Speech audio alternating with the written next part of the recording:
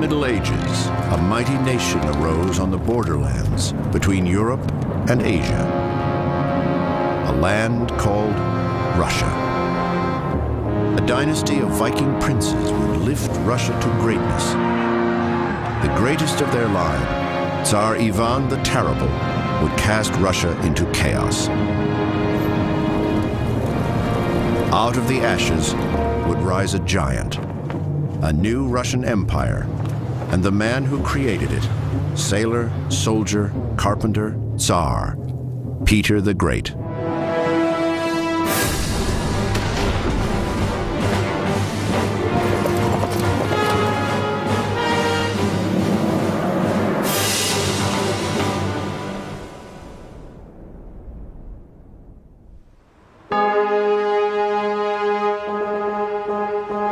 Russia. In the words of Winston Churchill, Russia is a riddle wrapped in a mystery, inside an enigma. Even today, years after the fall of communism, Russia retains a sense of mystery, and Russia's history remains a riddle. There's no question in my mind that there is not one Russia, but that there are many Russias. And there's also very little question in my mind that there are many different Russian histories. Is there a Russian nation? Yes, there is a Russian nation. What is it? 1,000 different things, depending on what you want it to be. What makes Russia particularly different is firstly its sheer size. It is, after all, the biggest country on earth. And secondly, I suppose, the fact that it is Europe, but then again it isn't quite Europe. The enigma that is Russia begins long ago, before Stalin, before Lenin, before the Reds took power. Russia was ruled by the Romanov dynasty for 300 years. Yet even the Romanovs are relative newcomers. The birth of the Russian Empire reaches back over 1,000 years to an age when history tangled with myth and a nation found its identity in a mystical faith. At its peak, the empire of the Tsars would span 1/6 of the globe. From the glories of St. Petersburg and Moscow, across the endless forests of Siberia, to the shores of the Pacific and beyond. The land which is currently Russia is, of course, enormous. The distance between one end of the Russian Empire and the other end of the Russian Empire is the same as the distance from Moscow to Chicago. And part of the story of the history of Russia is the filling up of that space. The land that would be Russia was never a single country. The Russian people, never a single race. Turks and Slavs, Mongols and Finns, Russia is a nation of many nations, a land not of one people, but of many different peoples.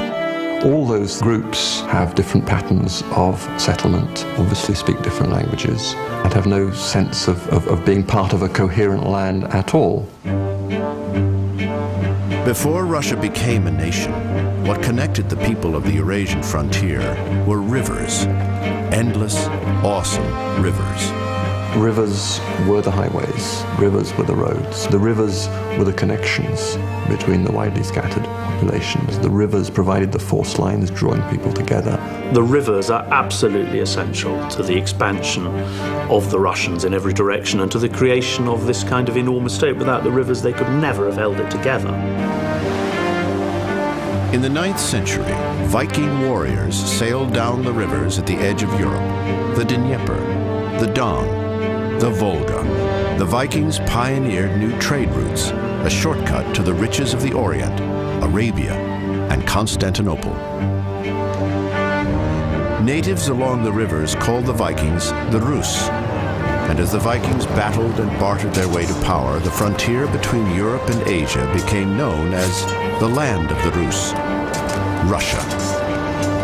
One of the stories of Russian history is how gradually links are forged in a very small way. Strands emerge, beginnings of connections happen and begin to intertwine. And one turns around and, good heavens, we have a place called Russia. By the late 10th century, the land that would be Russia was a patchwork of warring city-states. Rival Viking princes battled for supremacy.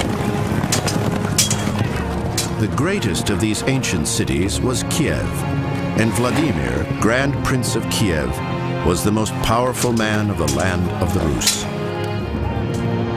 But Vladimir wasn't content to be first among equals. The Grand Prince sought greater power, to reign over the Rus as a God-given ruler. One of the things which a would-be ruler of that large and diverse land needed was some central focus of authority, some sort of central cult which would give him a legitimacy and authority beyond simply the use of military force. In the legends of Russia's birth, Prince Vladimir searched for a single religion to bind together the many pagan peoples of the Rus.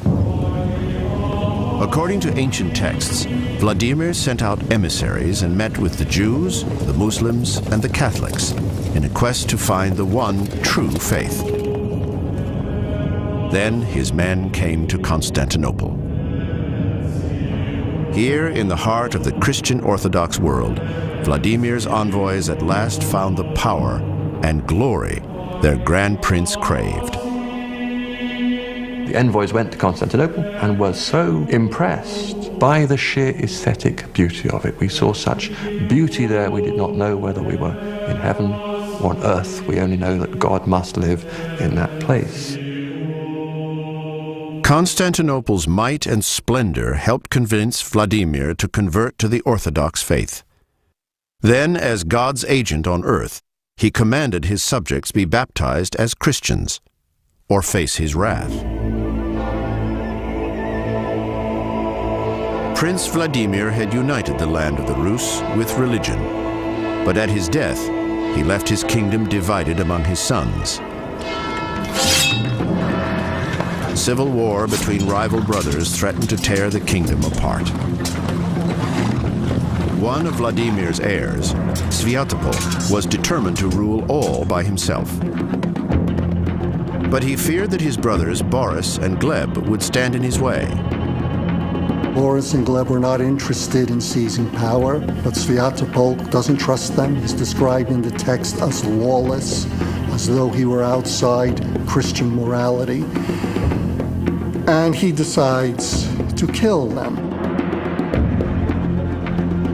Boris was alone at prayers when his brother's henchmen found him. He knew a fight for the throne would tear his beloved land apart. He chose instead to die without resisting. To die to save the soul of Russia. Murderous drama was repeated as the killers slaughtered the tyrant's other brother, Gleb. They fell upon him like wild beasts and overcame him by piercing him with sharp blades. Sviatopolk's treachery ignited open war. The Rus arose to avenge the blood of the martyrs. Ironically, the tyrant was driven into exile, while Boris and Gleb were invested with divine power, canonized as the first saints of the Russian Orthodox Church. Their sacrifice consecrated the new faith of the Rus with holy Russian blood. That's the significance of Boris and Gleb. They're innocent sufferers. They accept the blows of the lawless Sviatopolk, and in accepting those blows, they act out the passion of Jesus. In the bloody slaughter of Boris and Gleb, Russia's church and Viking rulers had achieved a holy glory and divine authority. For Russia, the blood had just begun to flow. In time to come, invaders from the east would turn the land of the Rus into their stomping grounds, the Mongol Khans of the Golden Horde.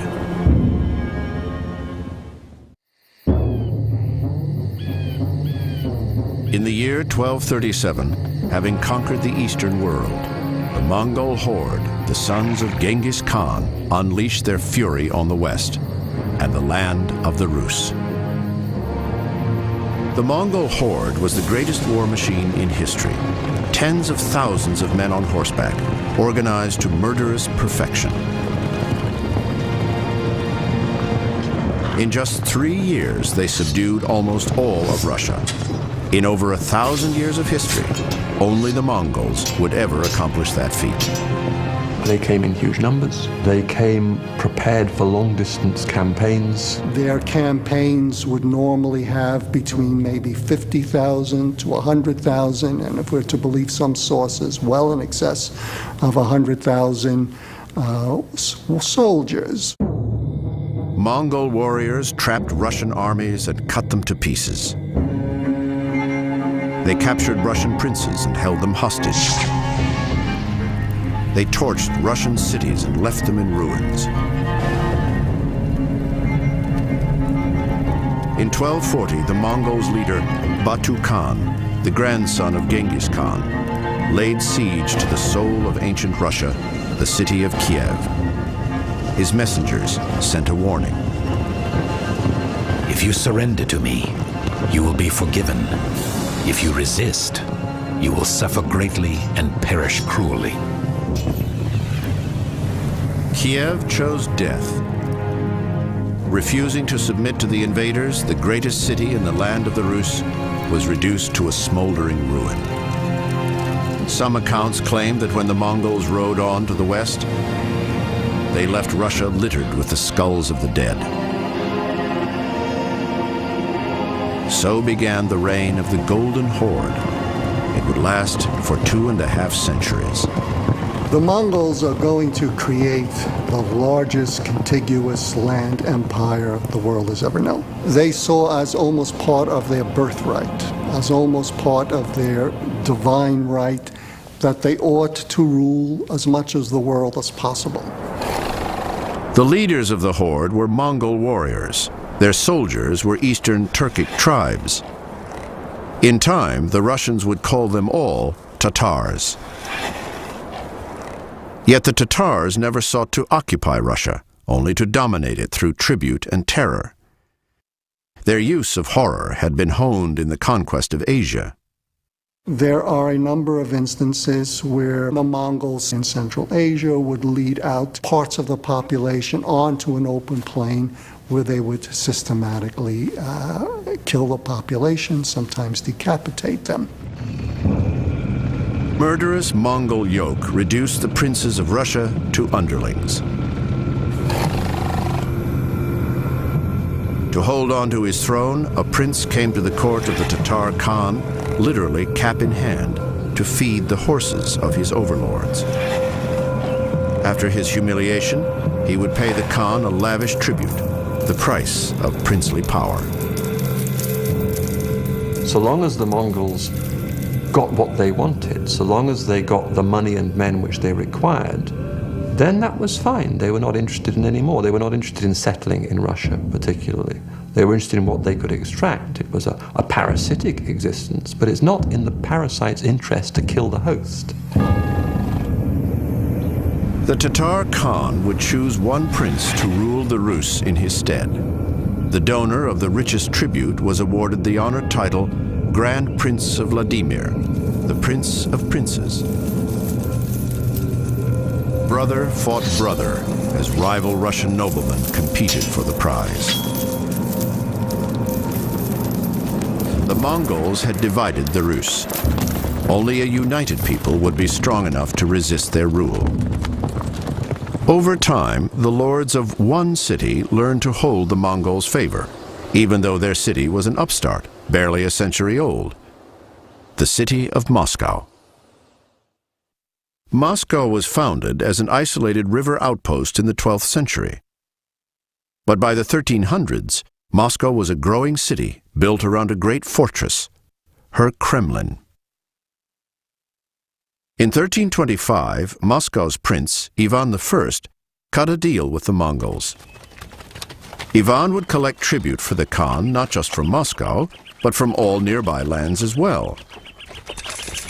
His role as taxman soon won Ivan the nickname Kalita, moneybags. Moscow learned to use the Mongols well. The Muscovite princes over time will come to monopolize the title to the Grand Prince of Vladimir, and they could not do that without Mongol support. As Moscow grew, of course, it had more money than anyone else. and it could assume military leadership of the Russian principalities, of which there were, what, 50 or probably more. Yet as their power grew, Moscow's princes chafed under the grip of the Khan. Over time, the Muscovites acquired the resources to build an army and turn against Russia's oppressors. In 1380, Dmitri, Moscow's new Grand Prince, rallied over 50,000 warriors from across the land. On the banks of the River Don, Prince Dmitri led Russia into battle for freedom from the Mongol horde. They swept into battle like two powerful storms, their weapons glittering like lightning. Blood flowed down the valley and mixed with the River Don. Tens of thousands died.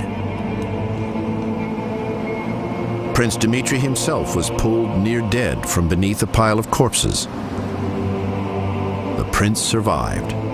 The Russians had won the battle, but the Mongol yoke was by no means broken.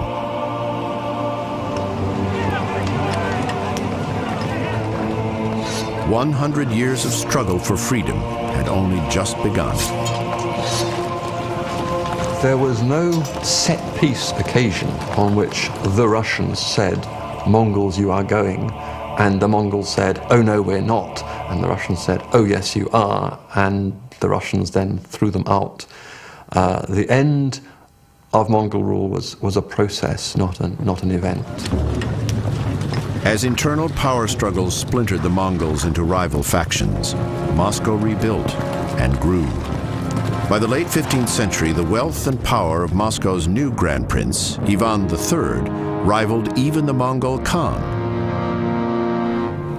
For 2.5 centuries, Russian rulers had paid the Khan for the privilege of power. In 1480, Ivan of Moscow cut the Mongols off. Ivan III eventually said, "No, we're not going to pay tribute anymore, as if you were our overlords. We will simply not do this anymore, and see what you can do about it." Faced with a united Russian front, the Tatar armies could no longer dominate the battlefield, or the Rus. The Mongol Khan abandoned control of Russia to Moscow and her Grand Prince. Prince Ivan III had united the Russians under the banner of Muscovy and beaten back the Mongol horde. Soon Ivan would take a new title for himself, Tsar, absolute imperial ruler of all the Russias.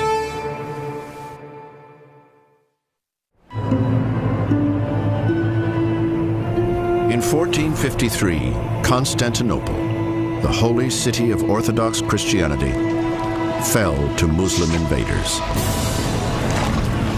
The Eastern Roman Empire, Byzantium, was dead.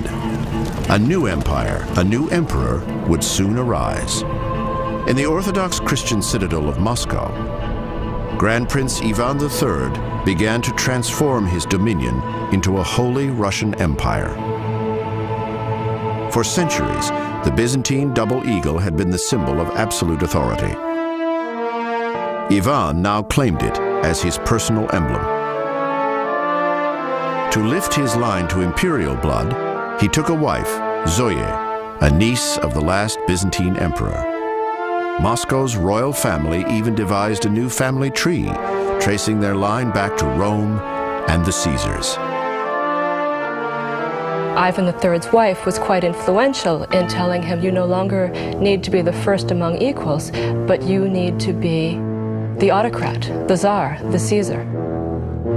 And so, in 1493, the Muscovite prince began to adopt the imperial title of the Byzantine emperors, Tsar, Russian for Caesar. As Prince Ivan remodeled himself as a Russian Caesar, he remade Moscow and its Kremlin into a new Rome, an imperial, holy city. Ivan brought in the finest architects from Italy. He charged them to raise monuments to God's glory and Moscow's power. The Kremlin becomes a sacred Christian center. That is where the great cathedrals of Moscow are built. You might liken it to the imperial city in Beijing and the Chinese emperor's sacred inner city. For a finale, Ivan's architects enlarged and restructured the Kremlin fortress itself. They encircled it with stone ramparts 16 feet thick and crowned by 19 towers. A royal city within the city, filled with palaces, armories, and churches.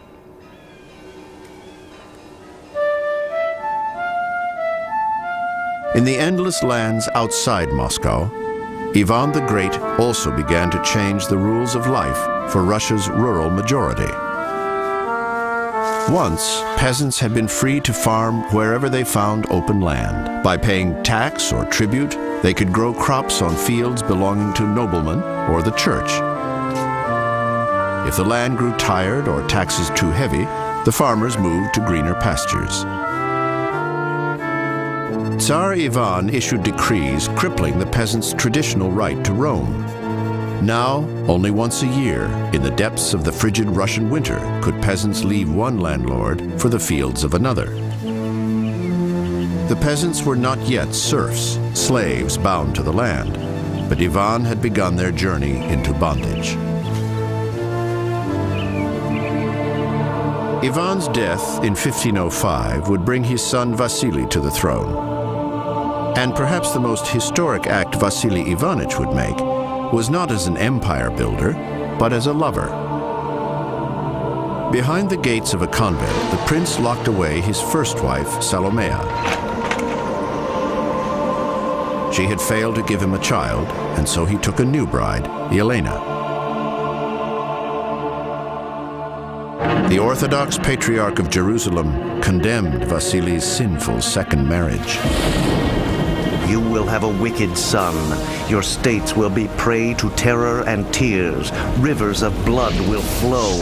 Your cities will be devoured in flames. The patriarch's fearful prophecy would prove all too true. August 25th, 1530. The omens were awesome at the birth of Prince Vasily's son. Legend says the sky split open and lightning struck the Kremlin. The night Ivan IV, heir to the Russian throne, was born.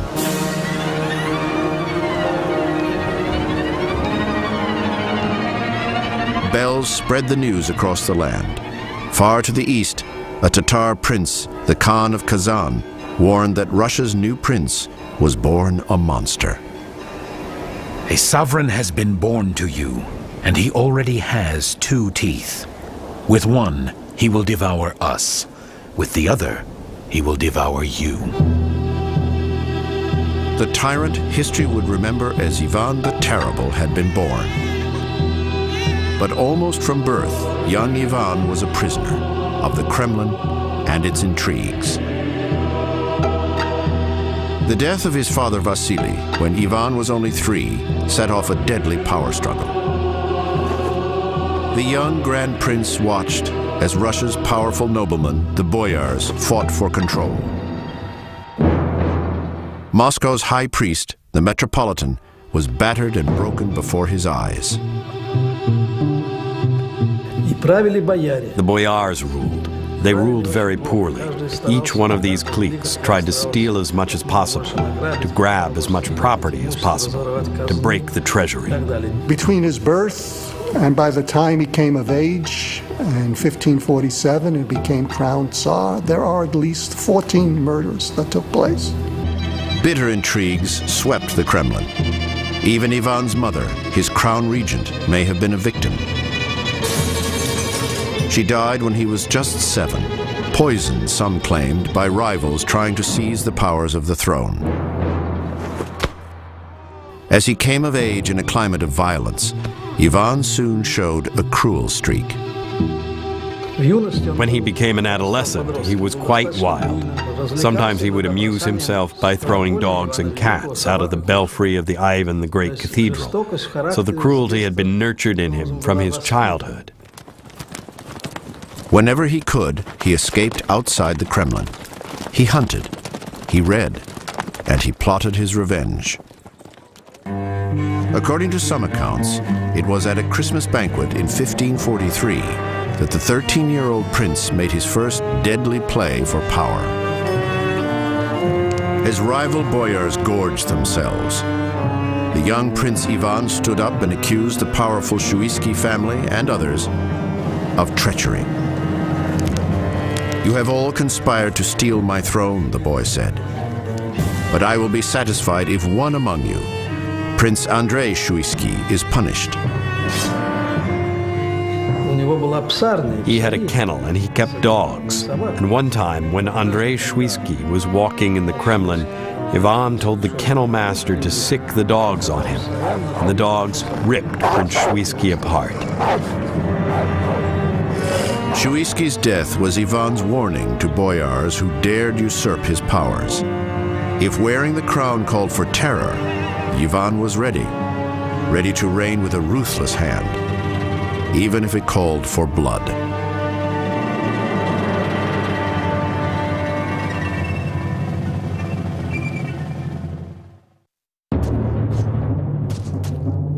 Murder, intrigue, treachery. Prince Ivan of Moscow came of age watching boyars wage a ruthless struggle for the power of his crown.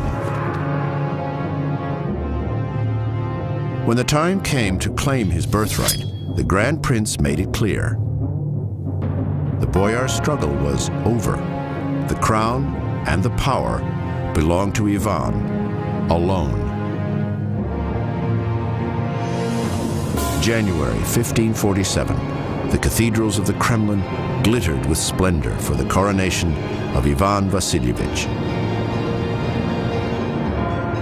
Not content to be crowned merely Grand Prince, 16-year-old Ivan reached into the past for the authority of an emperor. He resurrected a title used only occasionally by his grandfather, Ivan the Great, the old Russian word for Caesar, Tsar. The formal adoption of a coronation ceremony of Ivan IV as Tsar was part of the process of transition from a Muscovite principality to a Russian empire. The term Tsar is not an official title.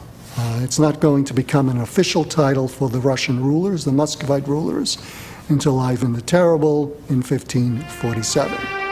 The first prince formally crowned Tsar, Ivan's imperial title echoed the awesome scope of his realm. From the Ural Mountains at Europe's eastern edge to the headwaters of the great Dnieper and Volga rivers, Russia already spanned close to 1 million square miles, twice as large as England, France, and Spain combined. And across all that land, one man reigned supreme. Under Ivan, all power was concentrated in the hands of the Tsar. The aristocracy held no hereditary land or power. The nobles, called boyars, owed their post and authority directly to Tsar Ivan. Nobody had any individual rights that he was born with. These people, boyars, they were made by the state, appointed by the state, and if the ruler felt like it, could be removed by the state. And everybody knew it. The Tsar's powers were absolute, a tradition Ivan's successors would defend to the death of the Russian Empire. If we are to say that our people still, to this day, have some affinity for the monarchy, the foundation for this was laid by Ivan the Terrible. He preached the ideology of autocracy. Even with all Russia at his command, Ivan wanted more. He dispatched armies to expand his dominion, east and west. Under its new Tsar, the land commonly called Muscovy would become a nation of nations, a true empire. Usually when one talks about empire, one talks about absorbing other kingdoms and making them part of one's own dominion. And that's what Russia really did for the first time in the mid-16th century. In 1552, Ivan and his army lay siege to the Tatar stronghold of Kazan. The fortress of the Khan commanded the lower Volga, the Viking trade route to the riches of the Orient. Ivan prayed before holy relics, while his warriors stormed the gates. The Tatar fortress fell. Ivan's eastern armies never looked back. By 1556, Russia ruled the Volga River route all the way to the Caspian Sea. Kazan and Astrakhan, lands that had long been the Tatars' home, now belonged to the Tsar of Russia. During the reign of Ivan the Terrible, he expanded at the rate of something like, on the average, 50 square miles per day during his reign. It was an extraordinary thing, a feat bested only by Americans in their drive toward the Pacific from another coast. To commemorate his victories, Ivan erected a spectacular holy tribute in the heart of Moscow. The Cathedral of Vasily Blazhenia, St. Basil the Blessed. A masterpiece of art and architecture, St. Basil's would become a symbol of Russia itself. Ivan's passion for land and power was matched in those years by passion for his wife, Anastasia. His bride came from a family destined for the pinnacle of greatness. Anastasia was born a Romanov. Царицей, он ее очень любил. When she was his wife, the Tsaritsa, he loved her very much. There were no executions. He behaved very well. All of his contemporaries remember this as the finest time of his reign. Tsar Ivan was in his glory. His court was rich and strong, his empire expanding. His influence was sought by the Poles, the Germans, the Turks, even the English. And in 1554, his wife, Anastasia Romanova, delivered the Tsar a healthy heir to the throne, a Tsarevich, Ivan Ivanich. Then, in 1560, fate seemed to turn against Ivan. A devastating fire swept across Moscow. Anastasia fell sick with a terrible fever. The Tsar prayed for God to spare his beloved. His plea was met only by Anastasia's death. A new and terrifying Ivan emerged from the ordeal. The fears of his youth revived. Poison had taken his mother. Had Anastasia been poisoned too? Was his throne now the object of a dark conspiracy? After the death of Anastasia, that particular death is really part and parcel of a much larger complex, of which Ivan no longer can begin to trust completely the boyar families that are around him. The Tsar turned on his advisors, military heroes, trusted noblemen. They were cast into prison, subjected to torture, banishment, or worse. A bitter saying was born: the closer to the Tsar, the closer to death. The Tsar came to be known as Ivan Grozny, a word that translates as awesome or dread, but most commonly as terrible. The nickname Terrible came from Ivan Vasilievich Grozny himself. In his own essays, he would state, a Tsar has to inspire terror. That is, he wanted to be called that. The Tsar of Terror alienated even his closest allies. In 1564, Ivan's top general, Andrei Kurbsky, fled the field of battle and defected to Russia's enemies. Soon after, an angry letter from General Kurbsky arrived at the Tsar's court. Monarch who was once blessed by the Lord, but who is now corrupt to the depths of his soul, why have you murdered the illustrious warriors whom heaven had given you? Kurbsky's accusations fueled Ivan's rage to the breaking point. All of this together seems to intimate to Ivan that he still has very real internal enemies. Finally, on a December day in 1564, Tsar Ivan threw his empire out the door. Faced with another power struggle, he chose instead to quit the Kremlin. He appealed in a letter to the Moscow people, complaining that he was leaving the post of Tsar because he was not being allowed to rule, that they are stealing, and he is not being allowed to punish them. The Tsar wasn't just going on a trip. He was moving out for good. With a heart filled with sorrow, no longer wishing to endure your betrayals, we have given up governing the country and have left to settle in whatever place God may lead us. Ivan Grozny, Ivan the Awesome, the Dread, Ivan the Terrible, had renounced his throne. The empire had no Tsar, the people no master.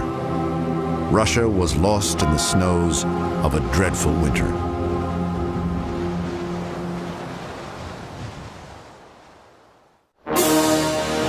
December 1564. Tsar Ivan IV abandoned the Kremlin and renounced his crown. Ivan had been Russia's sovereign for over 30 years. Without the Tsar, the Russian people feared the country would fall apart, which was just what Ivan was counting on. By abdicating, he removes himself from the religious and also the political constraints that bound him when he was an official Tsar. This was a coup d'etat, which he performed because he knew he was going to be asked back to be the Tsar. He knew that the mood of the people was against the boyars, especially the people in Moscow. The people came to him and they said in one of the classic Russian phrases, something to the effect that sheep cannot be without a shepherd. You may do whatever you want.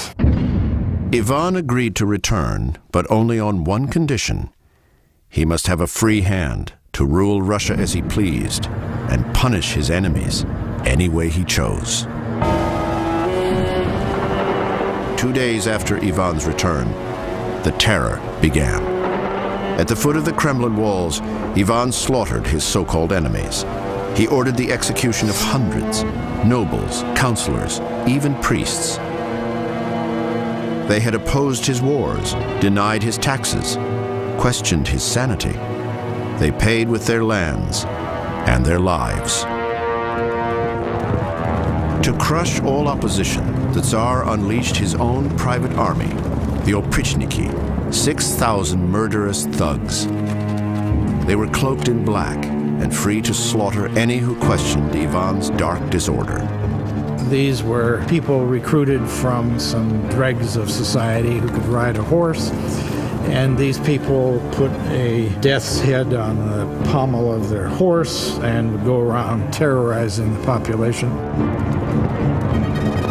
In a distinctly Russian version of the Spanish Inquisition, Ivan's Oprichniki spread a reign of holy terror. They would dress like monks. They would act as though they were in some kind of quasi-monastery. And yet at the same time, they would be engaged in terrible killings. They would be engaged in terrible tortures. Tsar Ivan himself, it is said, developed a connoisseur's appreciation for torture. He would sometimes even invent special executions, which were not just executions, but also showpieces. For example, he would blow monks up on top of a powder keg. He would say, "You want to be like the angels? Well, here you go." Ivan's atrocities fused with mysticism. To purge the earth of his enemies, he would massacre not just noble boyars, but their entire families. What it does is to leave no one of the family to pray for the dead. And by leaving no one to pray for the dead, it's as though Ivan was stretching his power into God's world, into the heavens, or perhaps into hell. As his crusade of terror swept the land, only madmen, or the most devout, dared to challenge the Tsar. As Ivan approached the city of Pskov, this holy man, this holy fool, came up before Ivan and offered him some raw meat dripping with blood. And Ivan said, "I do not eat meat during Lent." And the holy fool said, "But you drink Christian blood." For nearly 8 years, the Tsar waged war on his own people. When Russia's real enemies attacked, the nation was too weak to resist. In 1571, Russia's age-old nemesis, the Tatars, capitalized on Ivan's terror. Tatar warriors swept north out of the Crimea and sacked Moscow. Flame engulfed the wooden metropolis. In 3 hours, the city burned to the ground. Over 60,000 people died in a day. In the aftermath of the Holocaust, Ivan's madness seemed to burn out. Faced with a ruined capital and a shattered land, the Tsar abolished his terrible army of Black Riders. But the damage had already been done. The brutality of the Oprichniki, coupled with disaster and disease in years to come, would devastate the heart of Muscovy. If we are to believe the statistics that have survived, some of the areas of Muscovy are 50%, 60%. Some of them are 80 and 90% depopulated. Still, Ivan's fiery passions were far from spent. Since the death of his first wife, Anastasia, he had married so many times the Orthodox Church would no longer bless the ceremony. Ivan's amorous intentions even extended to England's royal court. He actually investigates the possibility of a marriage proposal to Mary of Hastings, who was a lady-in-waiting in Elizabeth's court, and who is related to Elizabeth herself. And this too would have made for a rather strange juxtaposition, Moscow and London, in the age of Shakespeare. The Tsar had no need of a wife to breed an heir. The succession was assured. Ivan's eldest son, the Tsarevich, shared his father's lust for knowledge and power. Some say even for torture.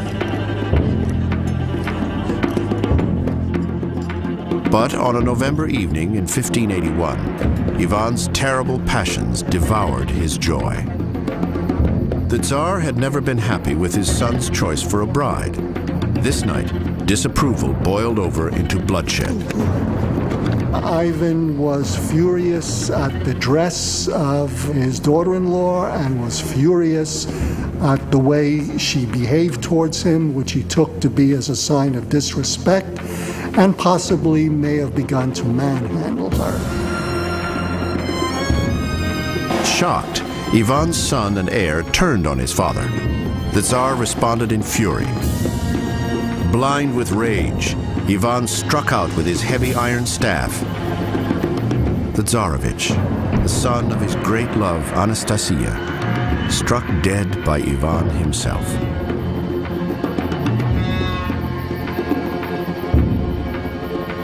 With the death of his heir, Ivan's life seemed to unravel.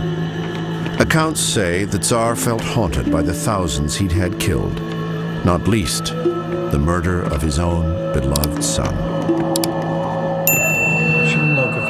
He had executed a great number of people, and as a religious person, he tried to seek absolution for this sin, the terror. As part of that, he ordered that the names of all those who perished during the terror be written down. According to legends, at the age of 53, Ivan convened a congress of mystics and stargazers to peer into the future. What they foresaw was his death. They even named the date, March 18th, 1584. Ivan was playing chess on the eve of the 18th. Not long before midnight, the Tsar fell dead.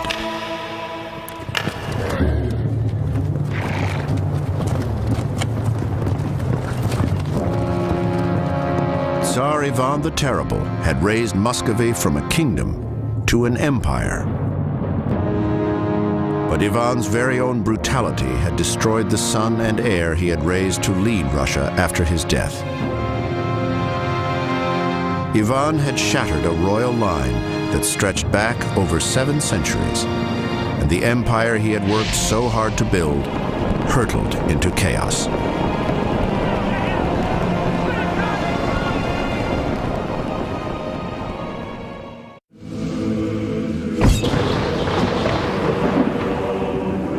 For decades, Tsar Ivan the Terrible had held Russia together with the force of will and fear.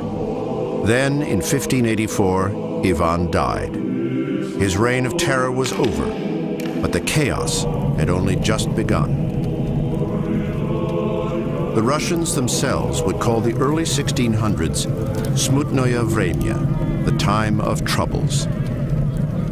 Time of troubles was really a very traumatic and disastrous time. The country has gone through terrible upheavals in the terror. Famine, disease, all of these things. So everything that could go wrong did go wrong. It's a disaster. It's a catastrophe. I don't think there's any other way to explain it. A vicious cycle of hardship spread chaos and despair across the land. To survive, peasants ate grass, bark. Some records claimed they even turned to cannibalism. Russia's rulers fared little better. Fyodor Ivanich, Boris Godunov, Fyodor Godunov, Vasily Shuisky. Between 1598 and 1610, 6 different men claimed the title Tsar, only to die or be deposed. The Kremlin grew so shaky, the throne fell prey to an outright impostor. The pretender came from Poland, claiming to be Tsar Ivan's long-lost heir. The charlatan wore the crown for a year before he was exposed and sent home, Russian style. The Russians killed him, burned his corpse, stuffed his ashes in a cannon, pointed it at Poland, and lit the fuse. After that, things only got worse. In the south, Tatar raids and peasant revolts shattered Moscow's authority. In the north, Sweden, the greatest military power of the day, invaded from the Baltic coast. Then, the Poles flooded across the border. Their armies drove deep into the Russian heartland. In 1610, they captured Moscow. The King of Poland stood poised to add the throne of the Tsars to his dominions. Russia was on the brink of obliteration. There's a real possibility that a Pole will sit on the Russian throne. And that, I think, more than anything, stirs nationwide revolt. In the dungeon of the Kremlin, the Poles imprisoned Russia's last national authority, the Patriarch of the Orthodox Church. Not far from death, the Patriarch issued a desperate plea. He begged the Russian people to rise up and save their motherland. Noblemen and peasants alike heard the call and banded together. A national militia arose to retake Moscow. After 2 years of fighting and blood sacrifice, the improvised Russian army liberated Moscow from the Poles. Victorious in saving their capital, the Russian people knew, now more than ever, they needed a Tsar to survive. The militia's leader, Dmitry Pozharsky. Without a sovereign, how can we defend ourselves against our common enemies, the Poles, the Swedes, and Russian rogues who stir up strife? Nobles, merchants, warriors, priests, they assembled to choose a new Tsar. They sought divine authority, a devout Orthodox monarch with blood ties to Ivan the Terrible. In a monastery far from Moscow, they tracked down a distant relative of Tsar Ivan's first wife, a 16-year-old boy, Mikhail Fyodorovich Romanov. Young Michael at first refused the crown, then bowed to pressure and ambition. July 1613, Mikhail Romanov was crowned Grand Prince of Moscow, autocrat and Tsar of all the Russias. It was the birth of 3 centuries of Romanov family rule. Any dynasty which survives 300 years is successful. You know, this is one of the great European dynastic regimes, one of the great European families. The Romanovs spawned a whole series of Tsars and Tsarinas who reformed Russia, who brought Russia into the modern world, who made of her a world power. Under the first two Tsars of the new Romanov dynasty, Moscow began to reassert control over Russia and her people. Any nobleman who dared challenge central authority faced exile or the loss of his lands. In return for their loyalty, the nobles were soon awarded unprecedented control over the peasants who worked their fields. The chaotic time of troubles had opened a window for the peasants. For years, they walked away from lands, debts, and landlords. The exodus crippled farms across Russia and destroyed the nation's economy. Moscow's solution? Serfdom. And what serfdom really is in the law code of 1649 is to give any landholder unlimited time to find and return a runaway peasant. And that is, from that point onwards, it's understood that a peasant on these estates is to be considered a serf. Free Russians had been made serfs, slaves, the legal property of the nobles who owned the land. The new law bound peasants, their children, and their children's children to the fields for life. Serfdom, the enslavement of their own people, would haunt the empire and the Romanov dynasty until its demise. The second Romanov Tsar, Alexis Mikhailovich, set other, more promising trends in motion as well. He opened Russia's borders to trade with the West. His armies pushed Russia's eastern border all the way to the Pacific. And even then, Russia's thirst to expand was far from finished. But it was a kind of drive to the sea. The Russians saw that their fate as a nation was to reach the Pacific Ocean, to go north to the Baltic Sea, to go south to the Black Sea, and that was what they were destined by geography to do. Russia's thrust for the Black Sea would shape war and peace for centuries. And the quest for the Baltic would become the driving obsession of Tsar Alexei's heir, Peter the Great.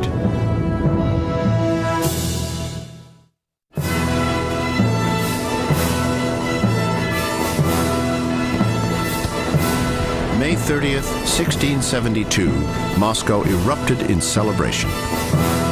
The Tsar's new wife had given birth to a healthy new prince, a boy who would fall in love with boats and war and ideas and power, a boy called Peter. It was clear young Pyotr Alexeyevich would make a perfect Tsar. The problem was, he wasn't the next in line for the throne.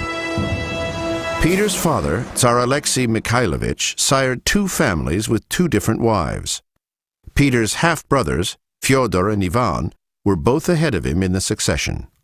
But there was one other member of the family determined to break tradition and seize the crown for herself. Peter's half-sister, Sophia. She was educated beyond what women had usually been educated, and she was a very smart woman. In fact, she was probably the best choice among all the Romanovs to rule Russia well. At Tsar Alexei's death, Sophia's brother Fyodor took the throne, only to die soon after. Now Peter's family reached for the crown. With the blessing of the church, Peter's uncles prepared to make the 10-year-old boy the new Tsar. But Sophia had other plans, plans that would leave Peter scarred forever. At Fyodor's funeral, Sophia planted a vicious rumor. People, see how our brother Tsar Fyodor has suddenly gone from this world? His enemies have disposed of him. Sophia's rumor hit the Kremlin like a bomb. Elite musketeers in the army, the Streltsy, cried for the blood of Peter's family. Peter was 10 years old, and he witnessed things that no 10-year-old should ever have witnessed. Having his uncles, many of the family's closest friends, his father's chief of state, having them all dragged out of their chambers, having them thrown onto upturned pikes, and then having their bodies dragged to the center of Red Square and hacked to pieces. For 3 days, Peter and his mother had no idea whether they would live or die. Peter was spared because he was of the royal blood. He was the Tsar. To kill the legitimate Tsar would have been a terrible sin. Sophia couldn't kill Peter, so she took power with a cunning compromise. Russia would crown not one Tsar, but 2, Peter I and his half-brother Ivan V. But big sister Sophia would be their crown regent and the real power behind the throne, literally. And there's even a good visual image of this. There's a 2-seated throne that was made for the boy co-Tsars, Peter and Ivan, except behind Peter's seat there's a little window. And so Sophia would sit back there and whisper suggestions to the young Peter. Although Sophia pulled the strings, tradition kept her from wearing the crown. She was never crowned Tsarina. Russia was not ready for this yet, even though they would have a woman at the helm not far after the death of Peter. But she was still running the scenes as regent while Peter was a young boy. Having escaped the bloodbath with his life, Peter abandoned the capital. And while Sophia built a power base in the Kremlin, young Peter built his own stronghold from scratch. From childhood, the boy Tsar loved to tinker and build.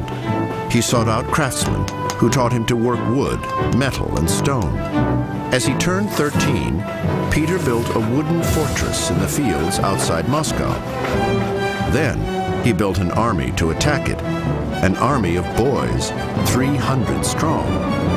I think he, in fact, had considerable freedom to do what he wanted, and what he wanted was essentially war games. He gets interested in all manner of military things, and he starts building up a sort of mini play army of sorts.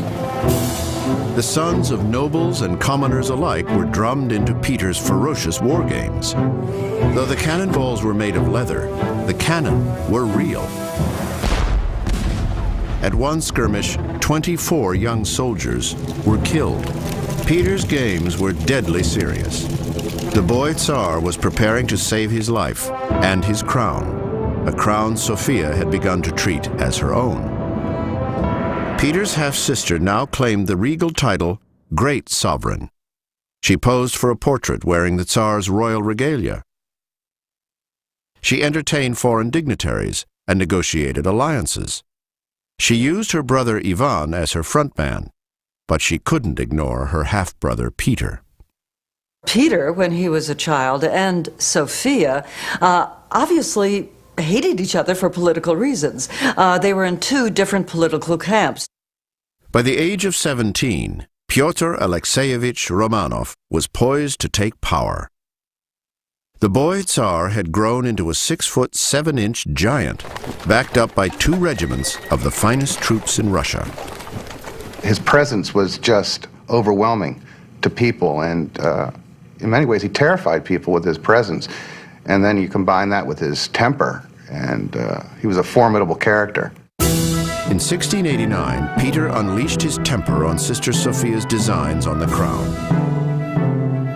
In a letter to his half-brother and half-Tsar, Ivan, Peter threw down the gauntlet. Sovereign brother, the time has come for us to rule the realm entrusted to us by God. It is disgraceful that this shameful person should rule the state in our stead. August 1689. Rumors that Sophia and the Streltsy were preparing to strike first precipitated a new showdown. And this time, Peter was no longer a helpless child. when the showdown occurred, practically everyone supported Peter, even the Streltsy. Some of the regiments wavered, but nonetheless they supported Peter and did not support Sophia. The great sovereign Sophia's power base evaporated in the face of Tsar Peter's bold gambit. In the end, Peter treated his half-sister like any woman who crossed a Tsar. He banished her from public life and ultimately forced her to take the veil. Sofia Alexeyevna Romanova, the woman who dared to grab the power of the Tsar, would spend the rest of her life as a nun, imprisoned behind convent walls.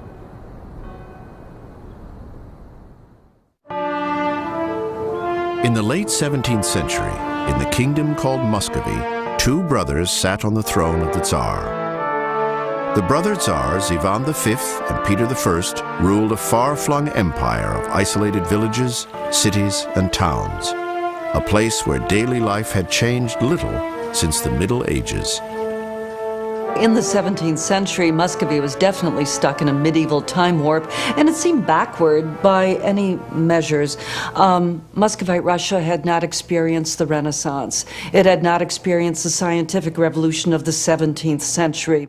Born in a medieval environment, the young Tsar Peter was captivated by everything modern. Anything new, anything from the West, people, ideas, even clothes. In 1696, Peter's half-brother and co-Tsar, Ivan V, died. As Pyotr Alexeyevich Romanov assumed sole control of the Russian throne, he declared his lifelong goal: to break the bonds of the inflexible customs of Muscovy and to lead this country toward a new day, which shall be better than this. And for Peter, Russia's new day dawned not in the East, but in the West, in Europe. There was no alternative in the end, because if one was going to survive, you had to westernize, because the alternative to westernizing was essentially to be run over by one's European neighbors. For Peter, one thing above all symbolized the new Russia he hoped to build: ships, warships, transports, merchant ships. As Tsar, Peter would build his fascination into a navy, a force that would change Russia and the world. Peter had a passion for all sorts of knowledge, but shipbuilding from a young age was something that just fascinated him. And he learned everything he could possibly learn about shipbuilding. But as a potential maritime power, Peter's kingdom had one crippling drawback. Russia, the largest nation on Earth, was practically landlocked. In the north, Sweden and Poland held the Baltic coast. In the south, the Ottoman Empire encircled the Black Sea. Peter wanted a seaport for Russia, a window on the world and the West. He wanted to take Russia out of its Muscovite isolation and backwardness and communicate with the West, communicate with them in terms of technology, in terms of ideas, in terms of exchanging goods. And for that, he needed warm water ports. At 23, the Tsar set his sights on the Black Sea's warm waters and the Turkish stronghold of Azov. 1695. Peter and his army marched south on Azov. The Tsar posted himself to the front-line artillery. Peter, from almost day one of the Azov campaign, is seeing action. And that continues for most of his life. He's very much a guy who wants to be where the action is and does not spare himself, is willing to be out there and be in danger. But even with the warrior Tsar manning the guns, the Turks sent Russia home in defeat. The setback gave Peter a new insight. To capture the naval outpost he craved, first he needed a navy to lead the attack. The Tsar ordered up a fleet of battle galleys. He needed them finished in 5 months, but Russia had never been a naval power. First, they had to build shipyards and train the builders before they could build the ships. Peter himself led the effort. He was right there hammering nails and building. And it was through him that Russia's first navy was created. Nothing resembling a navy had ever existed before Peter. Next spring, the untested Russian flotilla cruised down the River Don, Peter himself at the helm of his flagship. He insisted his men not call him Tsar or Admiral, but simply Captain.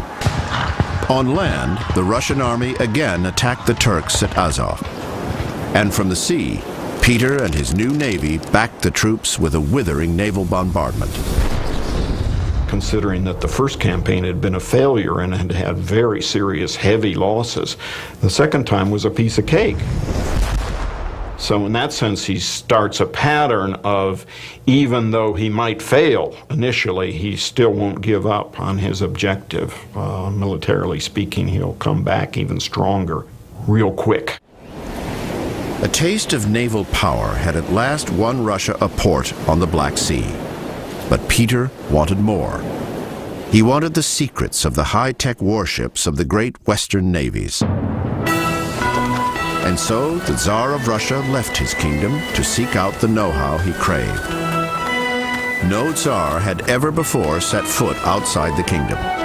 No Tsar had ever even seen Europe. Peter was going to shatter tradition.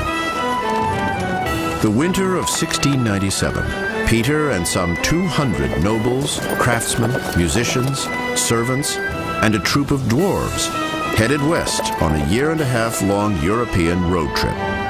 To escape the tedious burdens of royalty, the Tsar himself often masqueraded as a common sailor. He wanted to absorb as much knowledge as he possibly could without the trappings of formality and court ritual and all of that. So he wanted to, observe unnoticed. It was kind of difficult to be unnoticed, at his height. But he didn't want to be known as the Tsar. He just wanted to be known as a traveling student.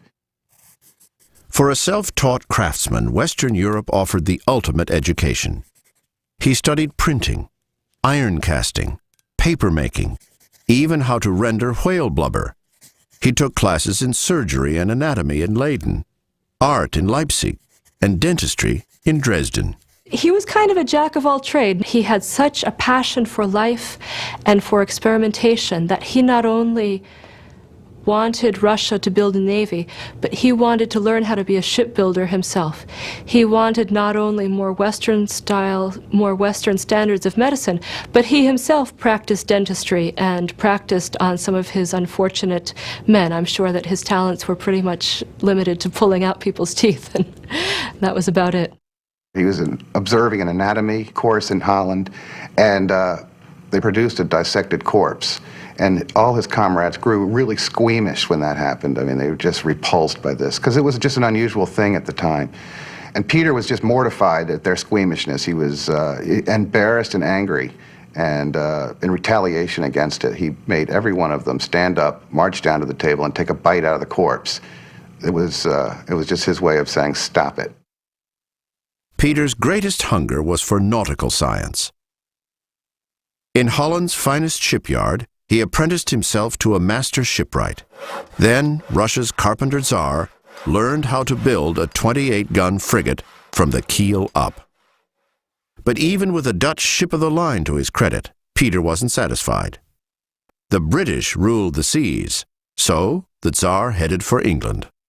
He knows the reputation also of the British fleet, and the British very much cultivate that. So they provide a craft for him to sail on the Thames, and although he rams a couple of other vessels while he's learning to pilot this vessel, he does enjoy this, and he, at the end of this, all says that all things being equal, he'd really rather be an admiral in the British Navy than anything else. The English offered Peter a fine manor house for his stay. The Tsar's host would come to regret the hospitality. And they tear the place up. They mess up the plantings, the hedge, they shoot up the house. A few months later, a bill which was presented for damages caused to the house by the Russians, and these damages included paintings on the walls which had shots fired into them, paving stones ripped up, windows smashed, furniture soiled in various ways. He was, on some levels, a frat boy, in that he would just drink himself silly. And he would, often while he was on tour around Russia, around Western Europe, he would be visiting people's houses, and it just left a wake of destruction behind him. When the rowdy Russians wore out their welcome in one land, they moved on to the next. July 1698, after 16 months on the road, Peter's entourage was partying in Vienna when an urgent message arrived from Moscow. Emboldened by Tsar Peter's extended absence, reactionary Streltsy regiments were stirring up revolt yet again. Peter's European apprenticeship ended abruptly. The jack-of-all-trades Tsar headed home to assert himself as Russia's unquestioned taskmaster. For 16 months, Tsar Peter I had reveled in the shipyards and palaces of Western Europe. When he returned home in 1698 and compared his realm with the West, Russia's supreme autocrat wasn't happy. His capital, Moscow, struck Peter as primitive and gloomy. Russia's nobility, the boyars, seemed medieval in their long beards and kaftans. The Orthodox Church wielded far too much power at the Tsar's expense. And to top it off, the Streltsy, the army's die-hard conservative musketeers, were in open revolt. Peter resolved to change it all. He dreamed of a new nation, a westernized Russia, an empire inspired by and wedded to Europe, a gilded land of order, progress, and power. He started his revolution with a little barbering. He was known to rip people's beards right out with his bare hands at the roots, and beards to him were just something that said old barbaric way. It was a tangible way of dragging the nation forward. The Tsar ordered a complete change of clothes for his noblemen. Boyars caught in the traditional long kaftans of Muscovy had their robes cut short on the spot. What he's saying to the Russians, certainly to the Russian nobility, is you can't be very Russian anymore. You have to be Europeans. You have to re-educate yourself to act out the life of European gentlemen and gentlewomen. Peter ruffled feathers all over the place. I mean, he was proposing radical changes. He wanted to drag Russia literally out of the Dark Ages, kicking and screaming, with the force of his own will. If his new Russia called for blood sacrifice, the Tsar had no qualms. He saved his greatest wrath for the Streltsy, Russia's reactionary musketeers. He never really forgave the Streltsy for having murdered so many members of his immediate family, and he sentenced 1,182 members of the Streltsy to execution. And it was widely rumored, and I think it was true, that Peter himself participated in the beheading of many of these Streltsy. One obsession would shape Peter's entire reign: to create a Russian port on the Baltic coast, a window that would open Peter's kingdom to the world. But in 1700, the Baltic coast belonged to another nation and another bold young king, Charles XII of Sweden. Born and bred a warrior, Sweden's King Charles would make Peter and Russia pay dearly for his Baltic dream. The cost? The blood of thousands and 20 years of war. The duel began late in the year 1700. Peter's army, 40,000 strong, marched on Narva, the Swedes' Baltic stronghold. With only 8,000 men, Charles was outnumbered 5-1. But in a blinding snowstorm, Sweden's warrior king seized the moment. Now is the time. With the storm at our backs, they will never see how few we are. The Swedes charged out of the blizzard and completely overwhelmed the Russians. Peter, who had all these dreams of making Russia a superb military power, met ignominious defeat. His 34,000 soldiers were trounced by Charles's army of 8,000. Convinced that Russia was a paper tiger, Charles turned west to attack Poland. He would save Tsar Peter for later. What Narva did to Peter is to convince him that all of the resources of the vast country which was under his control had to be put to serve one purpose and one purpose only, and that was to build Russia into a military power. Peter seized bells from Russia's churches and melted them down to make cannon. He jacked up taxes to pay for a military buildup. He drafted 45,000 new troops from Russia's peasant families. The term of service in the Russian army when people are drafted is 25 years. It's considered a death sentence. And when peasants leave the village to go into the army, they're given essentially a wake. They're treated as though they had died and that they're not coming back. While Charles and the Swedes were distracted in Poland, Peter's army marched for the sea. By 1703, the Russians had carved out a beachhead on the Baltic, along the shores of the Gulf of Finland. On a boggy island where the river Neva meets the Gulf, Peter the Great staked his claim. By nature, we are fated here to cut a window through to Europe. Here shall be a town. He could have settled in the cities of the Baltics, but no, he had to start a brand new city. And this was significant. It was richly symbolic in that he was creating a new Russia, a new Russian empire, and to essentially be able to start from scratch.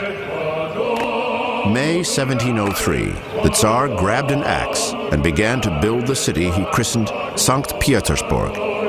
Never a patient man, Peter wanted his new town to rise as fast as possible. He built his own log house in just 3 days. Peter knew Charles and the Swedes would return and try to force Russia out of the Baltic. He wanted fortresses and fighting ships ready to hurl them back. He wanted a city that Russia would never surrender. He ordered it all built, whatever the cost. Peter drafted thousands of workers to build his new city. Peasants, soldiers, even Swedish prisoners. Often without tools, they dug with their hands. In summer, malaria and mud crippled the work. In winter, ice and scurvy took their toll. Laborers died by the thousands. The Russians would say St. Petersburg was built on bones. The way that Peter forced the creation, the building of St. Petersburg, also illustrates the steps that he was willing to take to bring Russia into the modern period, to wrench Russia into the modern period. More than a new city, St. Petersburg was the foundation of a new society. To dramatize the transformation of his realm, Peter would erect a gilded showcase just outside the city, Peterhof. With his new summer palace, the Russian Tsar sought to outdo even the glories of Versailles. Peter's goals, his new city, his new nation, were more important than any Russian life. He uprooted his entire court and commanded them to build new homes in his window on the west. He even told them how and where to build. Peter's city was really his plaything in a way. I mean, like some kings would line up their soldiers and make them march. He did the same thing really with Petersburg and its inhabitants.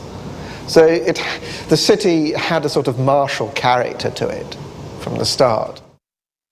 When Sweden's King Charles heard of Peter's mad rush to build, he scoffed. Let the Tsar tire himself out with founding new towns.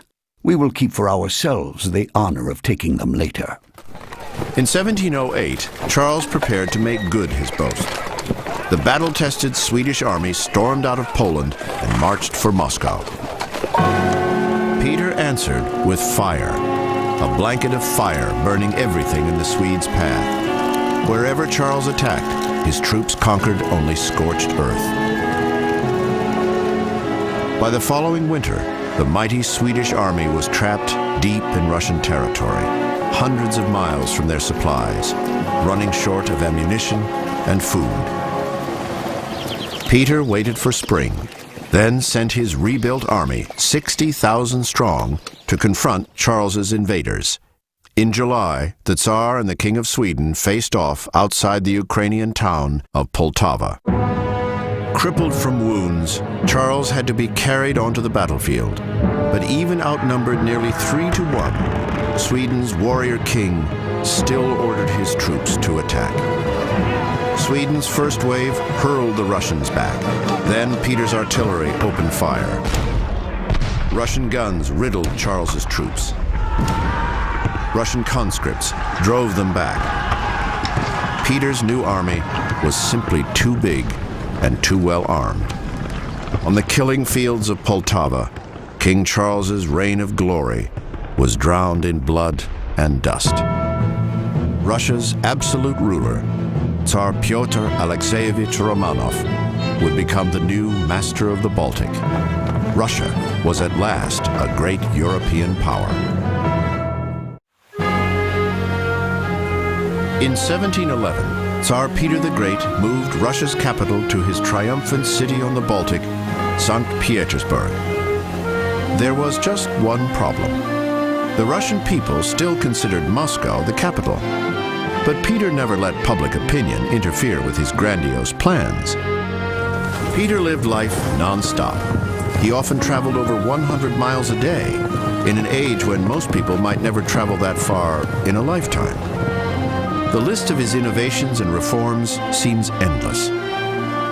The first Russian newspaper, the first hospital, the first museum, schools for navigation, geography, mathematics, politics, and astronomy, a new navy, a new army, a new capital.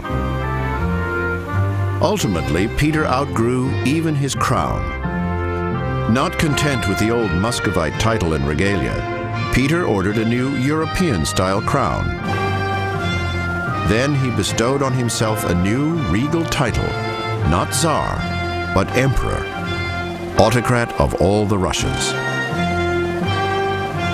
Still, Pyotr Alexeyevich Romanov had come of age in the shadows of the Kremlin. He had seen palace intrigue destroy powerful men. Now in his 40s, Peter knew that his life's work might be erased at his death. He really did, I think, have a very long-term vision, and it was very important to him that what he'd done must not be undone. It must be continued. To guarantee the survival of his new Russia, Peter needed a loyal, capable successor. But Peter's only son, the Tsarevich Alexei, would prove to be the great man's greatest disappointment. The two could not have been more different. Peter was this giant of a man. He was energetic, he was decisive, and yet his son was short, he was lazy, he was sluggish, he wasn't as bright as his father. It was really quite a disastrous situation. He wanted to kind of live a life of luxury and disregarded all the training that was necessary to be Peter's heir, and it bothered Peter to no end. As Alexei reached manhood, Peter berated his son. You do not make the least endeavors, and all your pleasure seems to consist in staying idle and lazy. His father essentially tells him, look, you're either going to do it my way or you're going to have to renounce the throne. There's no other way. You have got to prepare yourself to be the ruler as I tell you to. If you do not mend, I will deprive you of the succession, as one may cut off a gangrenous limb. For his part, the Tsarevich begged his father to relieve him from the burden of succession. I do not think myself fit for government. My memory is weak, my body decayed. I do not aspire to the Russian crown. While Alexei failed to meet Peter's high expectations, the Tsar had already found someone else who did. A buxom Lithuanian peasant girl, Marfa Skafronska. She starts life really as a sort of camp follower. She was a beautiful young woman, and one of the Russian generals took a fancy to her. The story then goes that Peter then caught sight of her, and he, of course, as the Tsar, could have anything he wanted, and that he then took her. As Marfa evolved into the Tsar's closest confidant, the camp follower, acquired a respectable society name, Ekaterina, Catherine. She was the helpmate that he needed. I mean, she went with him to battles. She comforted him when he got angry. She produced children for him and gave him the love and the warmth that I think he had been denied probably as a child. Peter and his peasant queen married first in secret. Later, they remarried before the court. In time, Peter would even crown her Empress of Russia. And in 1715, Catherine gave Peter what he craved most, a new male heir. The birth of a baby half-brother complicated life for Peter's first son, 25-year-old Tsarevich, Alexei. As the gulf between the Tsar and his heir widened, Peter issued an ultimatum. I cannot resolve to let you live on according to your own will. Either strive to render yourself worthy of the succession or become a monk. Tsar Peter prepared to imprison his son in a monastery. Desperate to live free of his overbearing father, Alexei escaped to the west. But Alexei's sudden flight only helped to convince Peter that his son was part of a plot against the Russian crown. The Tsar's spies tracked Alexei to Austria and lured the Tsarevich back to Russia and doom. Behind the stone walls of St. Petersburg's island fortress, Alexei faced his father's wrathful inquisition. He was almost immediately confronted with an ultimatum that unless he divulged all his accomplices, he would not get his pardon. Treason, conspiracy. The Tsarevich confessed to every offense his father could imagine. Alexei named names and accomplices. You believe that Alexei probably was part of a conspiracy against him. And to find out the truth, he had Alexei tortured with a knout, which is a thick leather whip that it just shreds through skin. And 15 to 25 lashes with the knout were considered standard. Anything over that would cause death. And on the first day alone, Alexei got 25 lashes. The Tsar showed no tolerance for even the possibility of counter-reform. He sentenced his son to be beaten for 2 brutal days. June 1718. Alexei Petrovich Romanov died behind the fortress walls, condemned to death by his own father, the Tsar. I honestly don't believe that ultimately Peter wanted Alexis dead. He wanted him alive and being the Alexis which Peter wanted, but which is what Alexis couldn't be. Barely a year later, the wheel of fate turned on Peter. His young son, Pyotr, the child of his beloved Catherine, died. The Russian Empire now had no male heir, and for Russia's first official emperor, time was running short. On a cold November day in 1724, Peter spotted a vessel foundering in the Baltic. Hands on to the very end, Peter waded into the freezing waters to save the sailors. Soon after, the Tsar fell sick. As he lay dying in January of 1725, Peter took pen and paper and prepared to write his will. In a single generation, Peter the Great had remade Russia. He had transformed his ancient land from an isolated kingdom into a modern global power, the goal a headstrong young man had set some 30 years before. Peter introduced so much that was new, but in particular, he ended the xenophobia and the religiosity of the old Muscovite way of life, and he ended the isolation of Russia as a country. And I think this is terribly important. He introduced a whole new style of statecraft. Peter saw himself not as being a religious keeper of the status quo, which the Muscovite Tsars were, but as being a secular, hard-working, reforming Tsar capable of creating through force and fiat. And I think these were the ways in which Peter demonstrated himself to be a real revolutionary. Now, on the brink of death, one last task remained. Peter still had to name an heir to his empire. Yet of 15 children by 2 wives, only 2 daughters survived. On a piece of paper he wrote, "Give it all to..." He died without finishing the sentence, without naming an heir. I think ultimately, though, the reason that Peter didn't choose was he perhaps thought that he was immortal. He didn't expect to die as soon as he did. He thought he still had time. He left it too late. The giant of the Romanov dynasty had stumbled and left the greatest empire on earth without a ruler. Winter and doubt gripped Russia. Spring could be foretold, but Russia's future was unknown.